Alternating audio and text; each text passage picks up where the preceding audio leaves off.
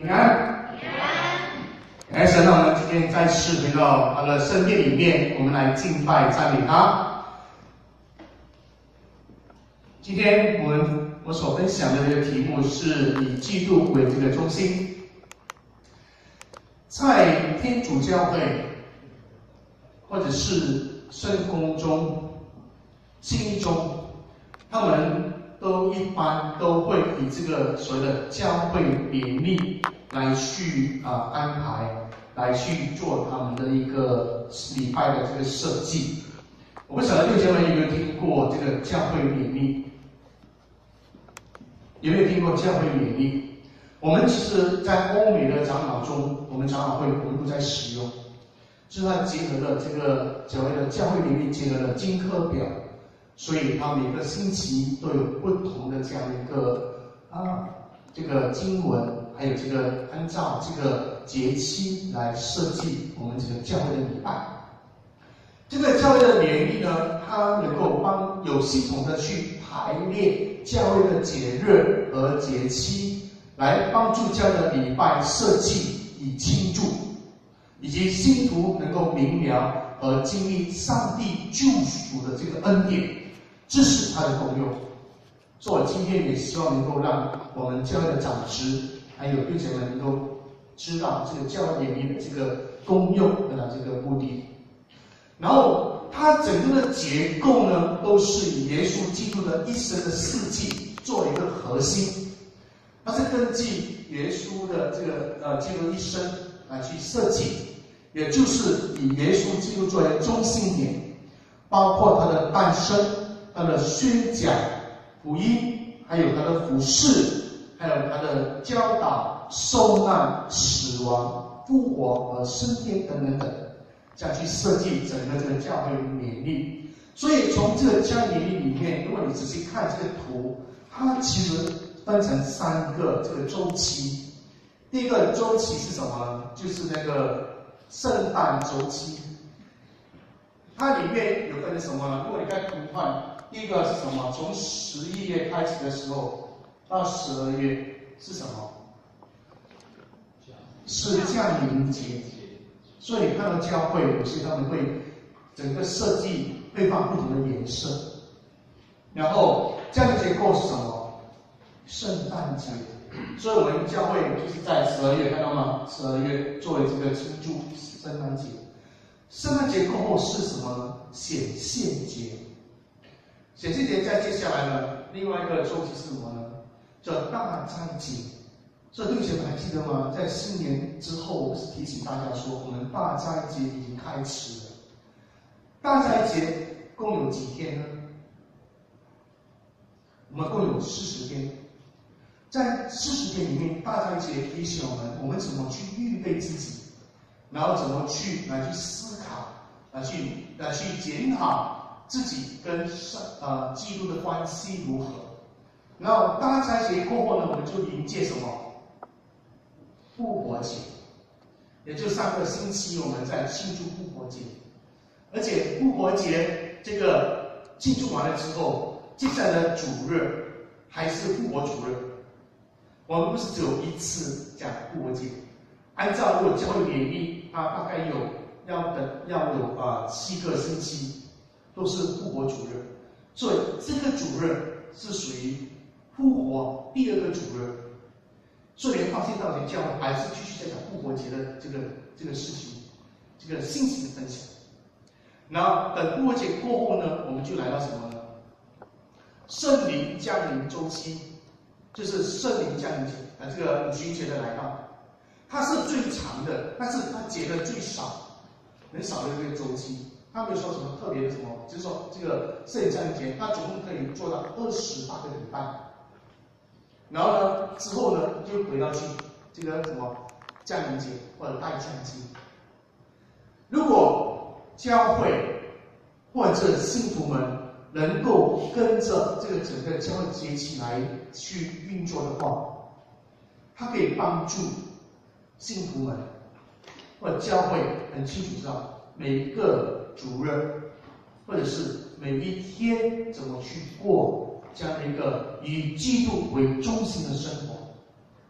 而且因为我本身也有在这个经课表方面我一起做些研究，所以我已经知道在欧美这个地方，他们已经设计了很好的一个经课表的一个排列给大家去做这个所谓的教会领域的这个一个运作。所以很多教会现在都以这个教会年历来去设计他们整个教会的这个节庆跟他们的这个庆祝，也帮助信徒们可以以耶稣基督的一生来做一个中心，来去过他们基督徒信仰的生活。在《使徒行传》第2章，我们今天所读的，普遍也是在教会的五旬节的期间。五旬节是哪里？哪一个？五旬节。刚才我讲的是哪里？对，就是复活节完了之后，就是五旬节。所以这个第2章呢，通常是叫在五旬节的节期被使用作为传讲信息的经文之一。因为它整个的第2章里面，它强调的是什么呢？是圣灵的降临，在前面，对吗？如果你看使徒行传第2章，我们今天所读是22节，可是你看前面是讲到它什么圣灵怎么的降临，然后接下来中间就是彼得的讲道，然后过后就是教会的建立。如果你仔细看第2章的话，这段经文呢，它是记载彼得在初期教会公开的第一篇的讲章。你如果去深去看的时候，你可以看得到教会的宣讲混合崇拜的模式，以基督为中心做一个开始。怎么说呢？我们来看一下《使徒行传》第2章第22到36节。有这一整段，就是这一整段里面，它这也是彼得全段讲时的中心。它分成3个段落，我们去看一下。第一个段落是我们今天所读的，也是它的中心，就是22到24节，借着耶稣基督的服事、他的死亡和复活来显出上帝的作为。然后来到这个25到31节呢，特别是25到28节。他引用了诗篇第16篇8到11节的预言，来去证实什么呢？就是证实因着基督的复活，他就是万众期待的弥赛亚。接下来到30到36节呢，是耶稣基督他已经复活了，他被高升而坐在上帝的右边，他是永活的真神。这个是整段彼得他的讲词的这个中心。我们现在看的主要是22跟24节。好，我们一起来念22节。以色列人啊，请听我的话，神借着拿撒勒人耶稣在你们中间施行异能、奇事、神迹，将他曾证明出来，这是你们自己知道的。我相信你们当中也知道，对吗？耶稣基督行了什么神迹、异能、奇事，好不好？好，我们每个人一人讲一个，好不好？好，这从这了解。使瞎眼能够看见。接下来又好。就是让瘸子变成。好，还有呢？水变成酒。还有呢？五饼二鱼，很好。还有呢？麻风病。还有呢？死人复活。死谁复活？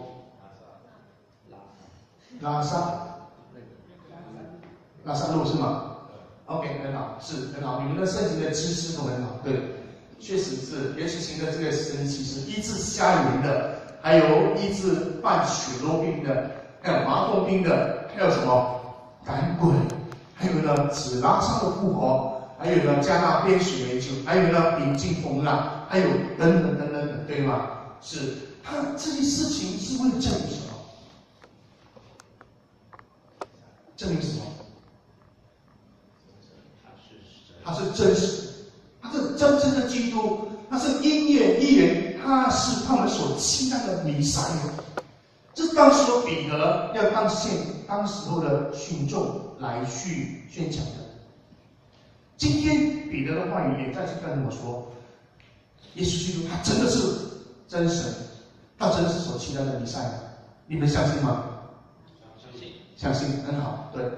很可惜的就是说，现在很多基督徒，他们只是单从圣经的记载，就是我们透过圣经，我们去阅读，哦，我们知道耶稣，OK， 怎么做什么事情。我们现在也跟你讲，时代进步嘛，对。我们透过不同的这个媒体的管道，是吗？手机、APP， 还有呢电脑，还有什么电视，对吗？第15台这样，我们去看、去听有关耶稣这个行神迹奇事的事情。我们都知道很多，我们也认识很多，但是在你的生活中，你是否是真的是经历到、体验到和宣告，他就是又真又活的真神？有没有？举手看一下。很好，非常好，是你们真正体验到这个，因为你们能够说不单只是听或者是看，而是你们愿意去生活上去经历它，去体验它。但是有些基督徒他们却没有这样的体验，没有这样的一个可以告诉你说，哎，我没有感受到耶稣基督就是那位又真又活的神。为什么呢？就我是过去像他所提的。因为没有办法以这个基督作为生命和他生活的中心，所以这样的基督徒他会慢慢变成什么呢？变成就是说，哇，我的知识我很多，我成为一个信仰的知识化的基督徒。然后呢，我知道很多，然后我在做的时候，我可能只是形式上的去做而已，变成我是这个形式化的基督徒。而没有办法成为所谓的信仰生活化的基督徒，所以他没有这些基督徒就没有办法能够在每个人的面前或者众人面前说，耶稣就是又真又活的真神。所以我希望说，在教会里面，我们除了说彼此来问安，彼此来分享我们的生活的事情之外，我们还能够来到教会里面或者在外面，向人来诉说我们的耶稣基督就是那一位又真又活的真神。阿们。我们向我们说朋友，他们上说，耶稣就是那位又真又活真，透过你自己的生活，透过你自己的生命的周遭发生的事情，来告诉他们，耶稣就是那一位又真又活的真神。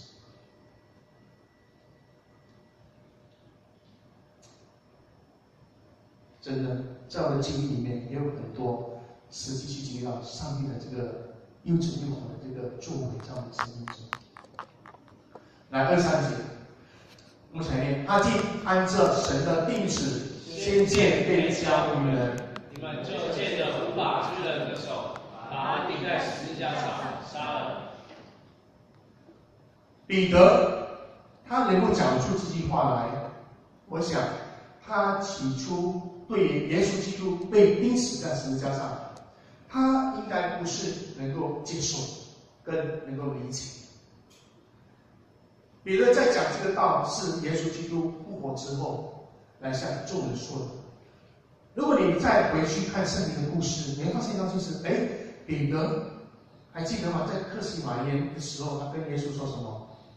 他说要维护、保护耶稣嘛，对吗？不要被抓来。过后呢，他说绝对不会的，我不会在众人的面前不认你。但是发现什么事情呢？当耶稣被抓了之后，彼得怎么样？3次不认主。对他来讲，这是很难过的一件事情。他也像这个人一样，他去逃避什么？他甚至还想什么呢？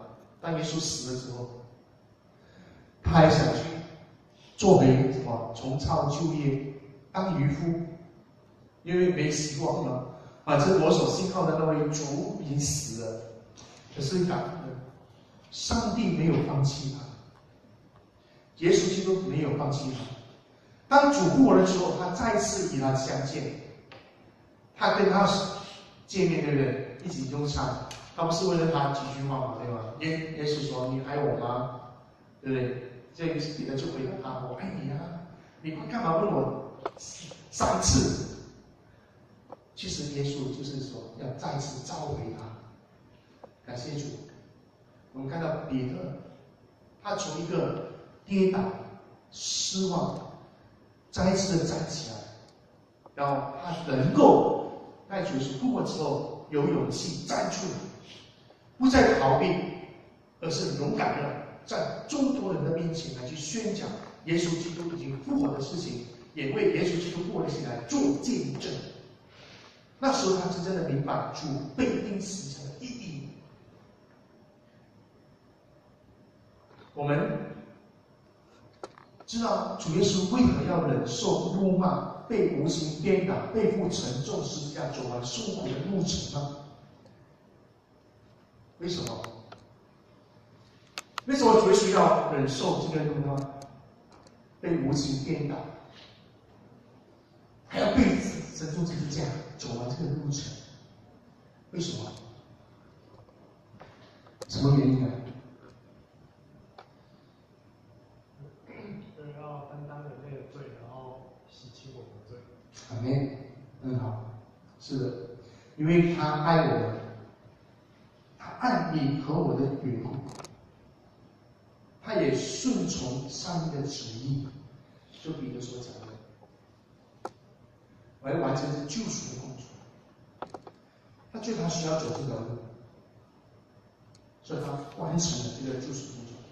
另外呢，他还将完成拯救我们脱离罪的捆绑和死亡权势的救赎的恩典赐给我们。所以我们在上两个星期如果来参加受难礼拜的时候，我们为什么有圣餐？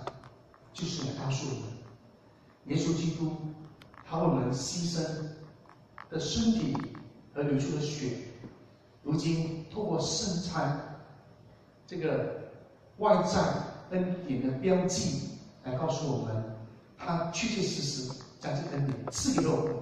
如今我们也领受这样一个恩典，所以这个圣餐做的意义在这里。现在教会在上年的星期五，我们当中有一些人来参加，我们举行的这个受难日的礼拜，纪念耶稣基督受难的礼拜。我们感恩在当天晚上，我们看到圣灵在动工，让很多的参与者能够受感动，主耶稣为我们付出的爱，领受他牺牲生命给予我们救赎的恩典。我们透过当天，我们透过诗歌，透过音乐，透过影片，然后透过讲道，透过默想，透过圣餐，我们每个人能够深受感动，我们流下感恩的眼泪。当天晚上，我相信我们也再次被提醒了，再次提醒说，我们当初接受主耶稣，我们同样可能也流下这个感恩的眼泪。为什么当初你没有？当你说你打开心门接受主的时候，可能心里被感动，让你流下眼泪，是一个感恩的眼泪。我再次被提醒，我们当晚也被提醒说，我们要立志来去落实当初我们每个人，如果你已经临洗的时候，你还记得你临洗的时候吗？当天早上来到教会的时候，你是多么高兴，对不对？换了新衣服、新鞋、新的发型，这样带着欢欢喜来到神的面前来，立下你的心志，尽心尽力爱神，跟爱人如己。我们当天也被再次提醒，可能我们忘记了，我们当天也被提醒。所以这个是我们在这个受难日的礼拜里面，我们所领受的。那接下来我们来看第24节。神却将死的痛苦解释了，叫他复活，因为他原不能被死拘禁。究竟基督复活对我们有什么重要的意义？有什么意义吗？基督已经复活了，我们不再庆祝。我们教会几乎每年都在庆祝。庆祝复活节不是说只拿复活大年礼，什么意义？这个意义？战胜死亡。战胜死亡，还有，很好，还有。用用他的死救赎担当就是犯罪所应得的那个死亡的结果，可以重获新生。OK， 很好，是盼望，很好，是永远存在。是。第一个，显明耶稣基督是神的儿子。我们前面罗马书1章第4节。按圣善的说，你从死里复活，你大能显明是神的儿子。所以耶稣基督复活很重要一个意义是说，他显明耶稣基督是神的儿子。第二呢，耶稣基督成为神与人的中保，在天上来为我们代修，因为他不是死的，因为他已经从死亡复活升天，坐在全能父上帝的右边。来，我们前面罗马书8章第34节。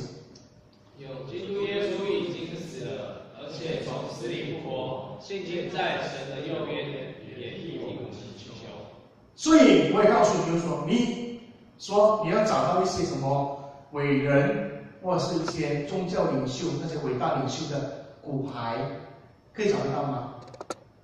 可以找得到。有些人就是拿到之后放在一个地方，作为一个供奉的一个地方，是吗？但是如果你要找到，你现在要找耶稣基督的骨牌，找得到吗？找不到，为什么？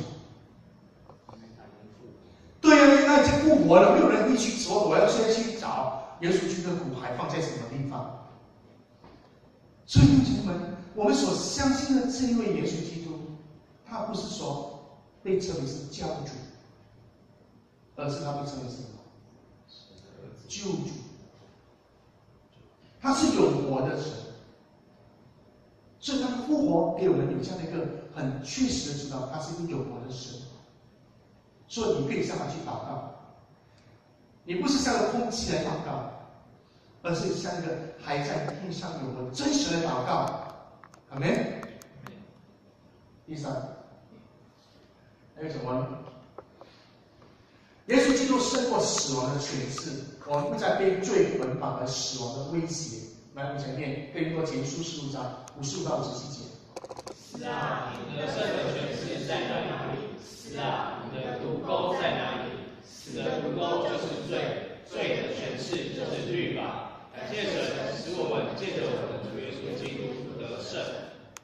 所以刚才我们都讲过了，耶稣基督胜过死亡的权势，所以我们不是被罪捆绑和死亡的来去威胁。我们能够面对死亡，而且不但如此，我们的信也不是徒然的，因为我们拥有这样的复活的盼望。来，我们去念哥林多前书15章17到20节。基督若没有复活，你们的信也是徒然，你们仍在罪里，就是在基督里睡了的人已经灭亡了。我们若靠基督只在今生有指望，就算比众人更可怜。但基督已经从死里复活，成了睡了之人主手的果子。这个我们也花了很多时间，我们去讨论，特别是在我们的社青的团契里面，我们几乎花了3个星期，我们讨论什么呢？讨论这个天堂与地狱的这个课题。我们感恩在讨论过程当中，我们更加确定知道什么是天堂，什么是地狱。这个耶稣基督的这个将来复活的这个盼望，我们是非常的确定，我们也知道怎么去迎接它，而且也让我们更有很多的安慰。为什么？因为我们将来我们知道去什么地方，我们将来知道我们会跟我们已经离开世界的所爱的家人，我们会有再次机会的见面。这个都是我们很多这种复活带来的盼望所得到的安慰。所以弟兄姐妹们，耶稣基督的复活对我们来讲是多么重要的意义的存在。所以也因为这样，我们看到什么呢？基督从死里复活了，是初期教会的信仰跟基督徒宣讲的中心点。你可以看到，开始在使徒行传的时候，开始这个教会在建立的时候，他们一直在诉说耶稣基督复活的事情，包括保罗被讲有关耶稣的复活的事情，更如我们在所读的哥林多前书这样，是他的经文。我们也是基督徒，现在宣讲这个中心点，所以你说维康牧师，我不知道怎么去传福音。请问怎么传福音？传福音不知道在讲什么？传福音要讲什么？传福音讲什么？啊？耶稣复活的事情。耶稣复活的事情，是的，以耶稣基督做一个核心。传福音，你可以讲很多事情，但是你千万不要忘记以耶稣基督的事情做一个核心。所以你传福音的时候，你不能说全部都讲你的人生经历，你怎么是怎么的是耶稣的好，可是忘记了讲耶稣基督为你做了什么事情，他的复活带给你什么盼望的时候，你就失去了焦点。所以以基督为中心的崇拜模式，它逐渐形成了在初期教会，也变成现在我们崇拜的这个模式。所以在现在崇拜的里面，如果没有宣讲重塑基督的世界，崇拜就失去了焦点和意义。所以有时候我也自己就要这样的提醒自己，特别是在台上在宣讲上帝信息的时候，我们不是只是在台上去宣讲、去传讲过去我们自己的什么风光伟业的历史，我们不是在跟弟兄姐妹传讲说什么这个世界上发生了什么事情而已，我们要宣讲耶稣基督的事情。我们敬拜也是。很感恩，我们看到我们的敬拜在现教会里面，我们不断都是以耶稣基督作为中心。我们的敬拜没有失去的焦点，我们也知道为什么耶稣基督做一个敬拜。因为以基督为中心的敬拜的意义是什么呢？第一个，崇拜重现基督的事迹。我们来做礼拜，我们大家来参加这些崇拜，是要什么呢？来去重现基督的事迹，是什么呢？就是回溯、传讲、宣告耶稣基督道成肉身，来去传扬福音、服侍死亡等等等。通过各种的安排，不管你是什么聚会都好，你就是这样一直回溯、传讲、宣告耶稣基督的事情。然后呢，我们通过线上赞美，我们去颂赞上帝，借助耶稣基督的救赎大功，带来的医治、平安、安慰的恩典。所以，当你来到教会里面来参加崇拜的时候，教会要思考的问题，就是说，在整个的崇拜里面，能不能够让这个弟兄姐妹们经历到神所给你的带来的医治、平安、安慰等等的这个恩典。当弟兄姐妹们很渴慕的心情来到教会里面参加崇拜的时候，离开之后，你会发现一个心灵丰丰富富的离开这个教会。所以崇拜要重现基督的这个事情，它的意义在这里。第二个是什么？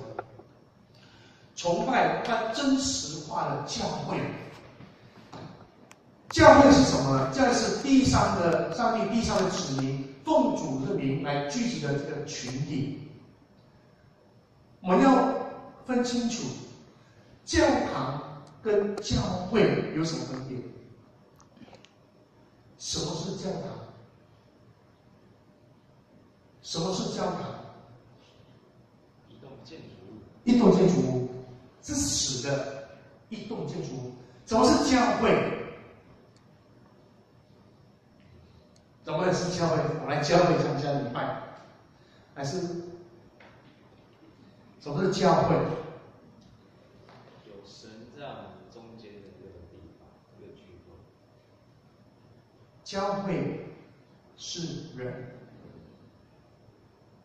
所以教会是上帝地上子民奉主的名聚集的群体。教会是实的。再就是由我们每一个人所组成的一个叫做教会，它是有生命的。而教会各种的执事，有牧师传道，有长老执事，有很多的同工弟兄姐妹们，然后各种的恩赐，然后在教会里面有讲道，然后教会里面有圣礼、有洗礼、有圣餐，这些的礼仪的符号，在崇拜里面成为一个可见之物，然后在我们中间真实存在，是通过什么？就是崇拜，让这一些我们所做的这一些，成为了一个所谓的教会在敬拜神。所以崇拜它真实化的教会是看得见的。教会跟教堂很大的分别，也很大的不一样。所以，透过教会的联谊或者以基督为中心的崇拜的那个方式，我们能够得到什么呢？它帮助我们不断的回溯宣讲，可以更坚定相信他是行异人神迹奇事的真神。所以很多时候，弟兄姐妹们来到教会里面的时候，他可能在他的生活当中，可能他慢慢的感觉到说，神好像不存在了。让他慢慢感到，就是说，神好像在他的生活当中，在生命当中，好像越来越没有那种行异人神迹奇事的那个神。所以教会必须要很清楚的来帮助弟兄姐妹们说，每次来到教会的时候，透过我们的回述，透过我们的宣讲，我们可以让弟兄姐妹们更加的清楚、更加坚定的相信，耶稣基督就是那一位行异人奇事的真神。也希望弟兄姐妹们来教会聚会的时候，也是能够感受到，也亲身经历到，耶稣基督就是那位行异人奇事神迹的真神。你相信吗？阿们。所以参加教会崇拜中的意义就是这个，来帮助弟兄姐妹们更加有信心的去坚定相信，他就是那一位行异人神迹奇事的真神。我们想念这个，大声来念，第帮助我们不断回溯宣讲，可以更坚定相信他是行异人神迹奇事的真神。你相信吗？相信。不相信？你相信吗？相信。我觉得不大相信。你相信吗？相信。很好。第二个，提醒我们，他因爱被钉十字架受死复活升天，因为他所付出的爱，我们能够有个回应，所以我们乐意将世上所有的一切献给他。什么呢？我们拥有什么？时间。我们拥有什么？金钱。我们拥有什么？青春。我们拥有什么？生命。我们乐意将这一切献给他，作为回应他为我们所付出的爱。所以弟兄姐妹，当我们来到教会来说，以基督为中心来参加崇拜的时候，或者以生命作为我们中心的时候，我们要有的一切来回应上帝为我们所付出的爱。请问你为了回应给他的是什么？全人。你回应给他的是什么？现在全人。感谢主说你要去读神学。今天你要将什么回应给耶稣基督？时间，愿不愿意将时间回给耶稣基督？愿意吗？愿意。愿意吗？愿意。说你不要再有借口说我没时间灵修祷告。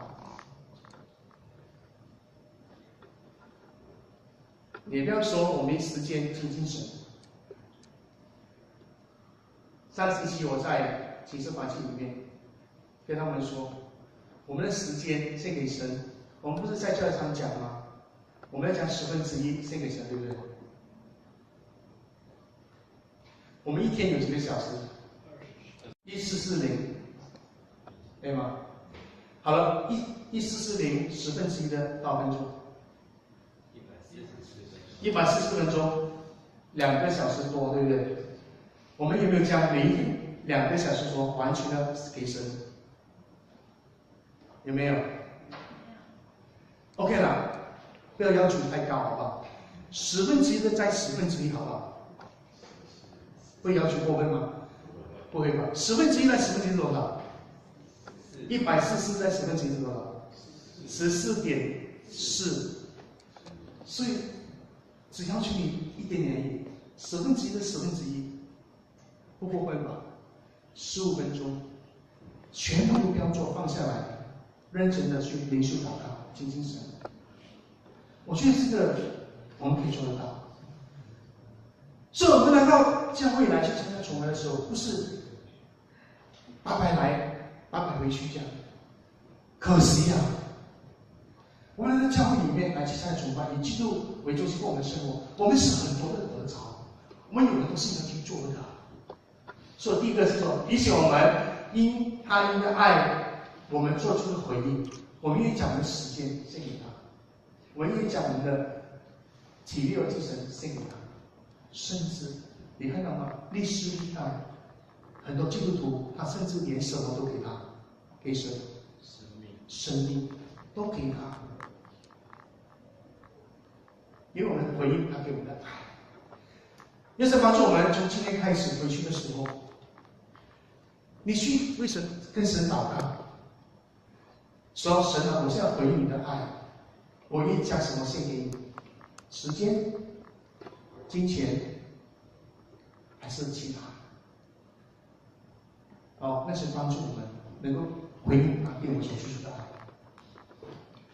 第三，帮助我们因着基督已经战胜死亡的权势和复活的事实来宣告，带我们极大的盼望和安慰，以致我们在世上有信心和平安，面对生活上的任何的挑战，甚至死亡的恐惧和威胁。我可以为大家做一个见证。我在过去牧会的时候，很多特别是年长的信徒，当他们要离开世界的时候，他都希望能够牧师在他身边，能够陪他走完这个路程。当我们去陪伴他们的时候，我们真的看得到，就是当我们透过诗歌，透过神的话语，给他们去安慰的时候，他们离开这个世界的时候，他们是很安详的跟你离开世界。很多时候，丢球不敢去看死人的样子。我不晓得，可能是你的禁忌吧，还是害怕。但是我看很多，我会告诉弟兄姐妹们，当这些信徒们，他们心里面很确实的知道，我因着耶稣基督，我会有将来复活的盼望和能够胜过死亡的威胁的时候，他们的脸上是很慈祥的离开这个世界。而我也看到有些是很紧张，但这是每个人的正常的心理的那个恐惧都会有。然而，我所看的是很多都是带着很平静、安详的脸离开这个世界。所以弟兄姐妹们，我们每年来庆祝耶稣基督的复活，它有很多重要的意义来去宣告，来去帮助我们。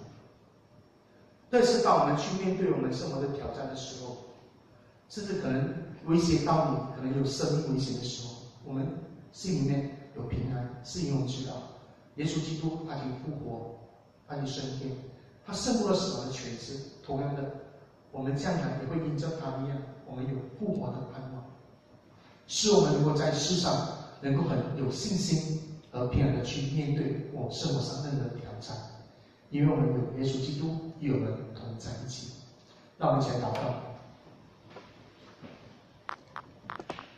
这天父，我们再一次的感谢赞美你，感谢赞美你，因为你将你的爱子耶稣基督赐给了我们，使他来到世上，让我们去宣讲天国的福音，也在世上行了许多神迹奇事，使我们看见也就知道他就是那位行异人奇事神迹的有活真神。我们更感谢你，他因着爱为我们在十字架上受死埋葬，但是见第3天从死里复活升天，现在坐在全能父上帝的右边，来不住的为我们来做祷告祈求。天父，我们如此，我们要以我们的一切作为回应所付出的，为我们所付出的爱。也更感谢您，因做耶稣基督的复活，使我们更有这个信心和平安去面对我们生活以及任何的挑战。主耶稣，求你帮助我们，让我们每一天的生活里面，我们都能够以基督为中心，成为我们的信仰生活的这个方向和目标，使我们在每一天的生活里面，我能够帮助我们能够肯定有信的相信，你就是那一位行义人奇事神迹的永活真神，也让我们能够在我们每天生活里面，能够继续不断的去经历和体验到，你就是那一位行神迹奇事义人的真神，也帮助我们能够在每天生活里面，我们能够以主耶稣基督做我们的中心，能够将我们的时间、我们的这个金钱，甚至我们的生命所用的一切，也能够回应给你，做一个回应你的爱。耶稣，感谢赞美你。我们知道，因为你的复活，我们是有带着盼望、带着喜乐、带着平安、带着安慰去面对我们的人生。感谢赞美你，求你祝福我们，使我们能够今天能够从你的话语里面能够得到保足，能够得到安慰，能够得到鼓励。主耶稣，感谢赞美你，如此祷告，奉我们主耶稣宝贝名求的，阿门。